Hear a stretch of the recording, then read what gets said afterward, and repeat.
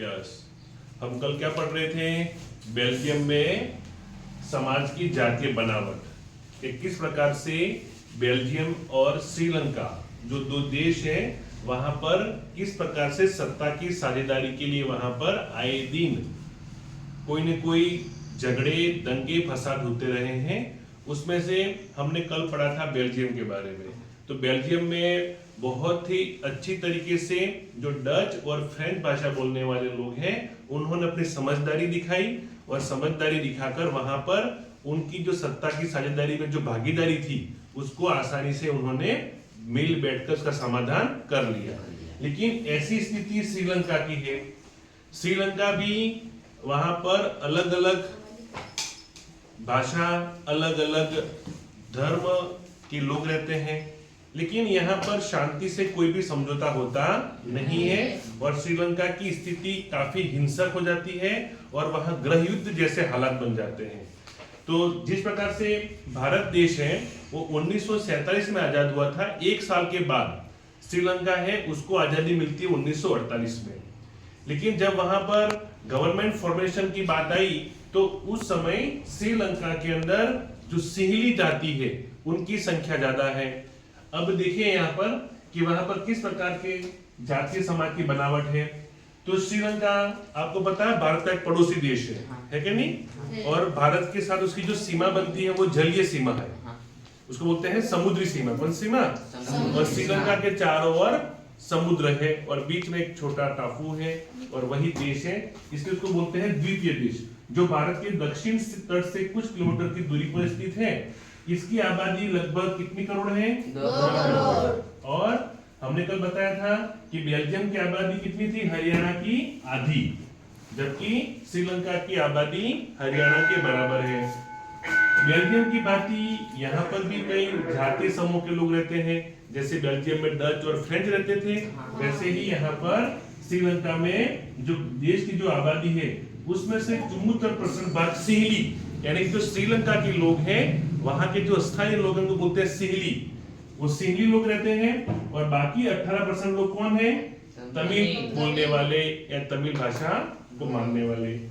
और बाकी जो अन्य बचा उसमें अलग अलग लोग, जैसे ईसाई भी रहते हैं वहां पर और कुछ मुसलमान रहते हैं। तो मुझे बताओ यहाँ पर बहुसंख्यक कौन हुआ? श्रीलंका में बहुसंख्यक कौन है? सिंहली। कौन है? और ये हो गए अल्पसंख्यक। तो क्या करते हैं ये बहुसंख्यक जो लोग हैं ना सिंहली, वो इन 18% जो लोग हैं तमिल, उन लोगों पर अपना प्रभुत्व जमाते हैं, फिर दादागिरी करते हैं ये लोग कि हम है तो हमारा ही यहाँ पर शासन करना चाहिए। इसलिए श्रीलंका में आए दिन टकराव बना रहता है। तो टकराव दो वर्गों के बीच में है, दो समुदायों के बीच में, सिंहली और तमिल के बीच में। अब देखिए जब सिंहली कहाँ रहते हैं, तमिल कहाँ रहते हैं, तो देश के पूर्वी भाग में तमिल लोग रहते हैं, जबकि देश के बाकी हिस्सों में सिंहली लोग बहुसंख्यक में हैं। यदि श्रीलंका के लोग चाहते तो वो भी बेल्जियम की तरह वहां पर क्या करते, जातीय समस्या का समाधान निकाल लेते, परंतु यहाँ पर क्या हुआ, बहुसंख्यक समुदाय अर्थात सिंहली ने क्या कर दिया, दूसरे समुदायों पर अपना प्रभाव जमाया, प्रभावित रोग दादागिरी की। किसे दादागिरी कर दी? सिंहलियों ने। किस पे?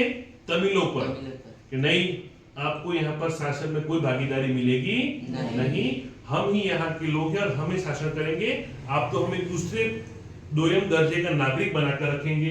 तो इससे वहां पर क्या होता है? गृह युद्ध, यानी कि तमिलों और सिंहलियों के बीच में क्या हो जाता है?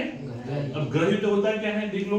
गृह युद्ध किसी देश में सरकार विरोधी समूह की लड़ाई जब हिंसक रूप ले ले और वह युद्ध जैसा लगे तो उसे क्या कहते हैं? गृह युद्ध।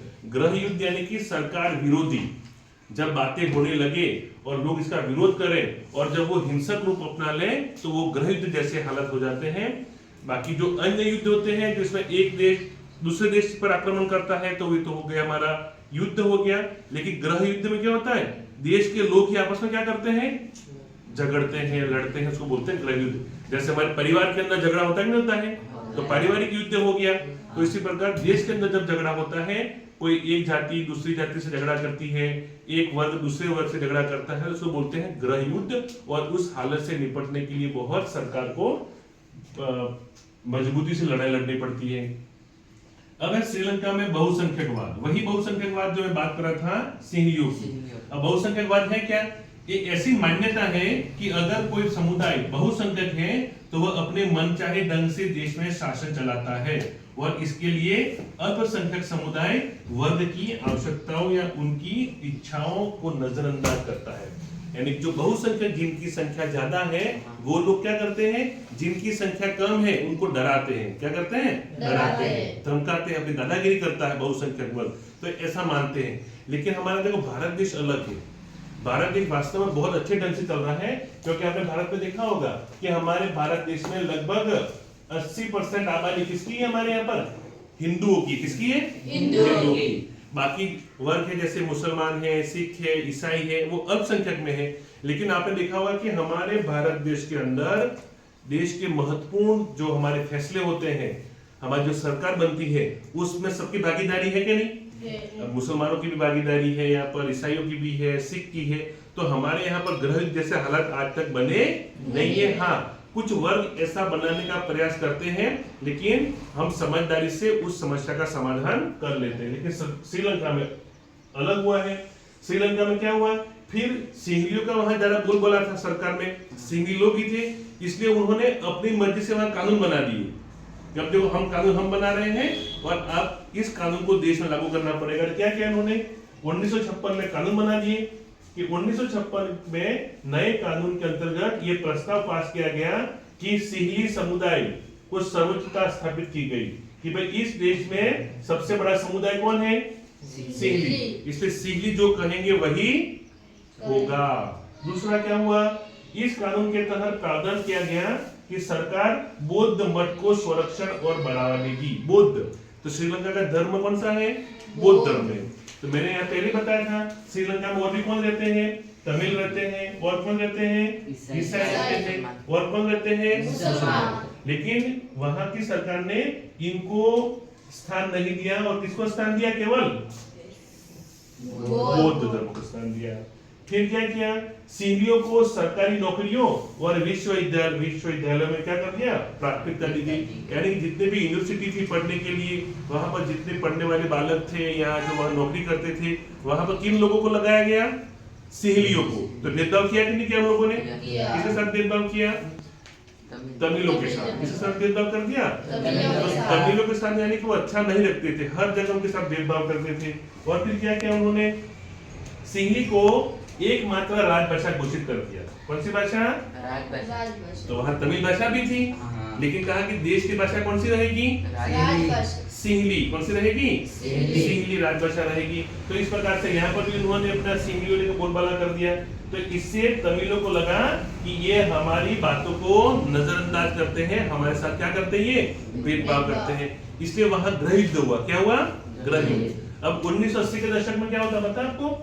जो ये तमिल थे उन्होंने एक तमिल इलम सरकार बनाने के लिए मांग उठाई कि नहीं, हम जहां जहां हम हैं वहां पर हमारी सरकार बनेगी। जैसे पूर्वी श्रीलंका में रहते थे ये लोग, तो उन्होंने एक संगठन बनाया कि 1980 के दशक में उत्तरी पूर्वी श्रीलंका में स्वतंत्र तमिल इलम सरकार बनाने के लिए राजनीतिक संगठन बने और तमिलों ने वहां पर अपनी मांग तेज कर दी कि नहीं, हमें भी सरकार में शामिल करो, हमारे भी मंत्री बनने चाहिए, हमें भी सरकारी नौकरी में आरक्षण मिलना चाहिए, या हमारी भी भागीदारी होनी चाहिए। इस प्रकार से वहां पर आए दिन तमिल लोग और सिंधी लोगों के बीच में क्या होता है? वहां पर टकराव, झगड़ा होता है, और उसके कारण कई लोग मारे भी जाते हैं।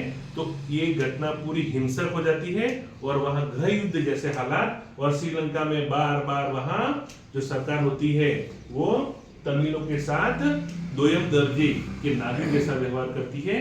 इसलिए वहां पर हमेशा वहां अशांति बनी रहती है। आज भी श्रीलंका के हालात बहुत खराब है, क्योंकि वहां पर ये सिंहली है, वो दादागिरी करते हैं किस पर? तमिलों पर। तो फिर क्या हुआ? धीरे धीरे समझाइश हो रही है और 2009 के अंदर गृह युद्ध का अंत हुआ है, लेकिन अभी पूरी तरह से वहां शांति हुई नहीं है। जबकि हमने कल पढ़ा बेल्जियम में पूरी तरह से क्या हो गई? शांति। तो इस प्रकार से है सत्ता की भागीदारी के लिए आए दिन टकराव होते रहते हैं। अब हम इसी के आधार पर हम भारत के बारे में पढ़ेंगे कि भारत में किस प्रकार से हमारी सरकारें काम करती है, किस प्रकार से अलग अलग समुदायों को साथ लेकर चला जाता है, इसको हम पढ़ेंगे कल। आज हमारा का जो था हमारा श्रीलंका के समाज की जातीय बनावट आज यही समाप्त होता है। कल आगे नया अपन शुरू करेंगे। ठीक।